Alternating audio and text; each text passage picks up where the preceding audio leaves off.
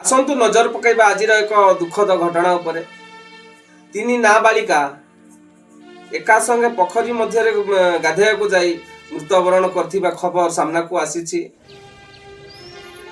हाँ दर्शक बंधु, किए बा जानिछि कहार मृत्यु केमिति हुए। हेले आज नवरंगपुर जिला उमरकोट ब्लॉक फुर्सी ग्रामर उपरपार ठारे गाधेबाकु जाई पोखरी रे बुड़ी तीन नाबालिका मृत्यु होइछि। सेमानको मध्यरु राजमन गणकर 2 झियो एवं बालसाई गणकर गोटे झियो बोली जना पड़िछि।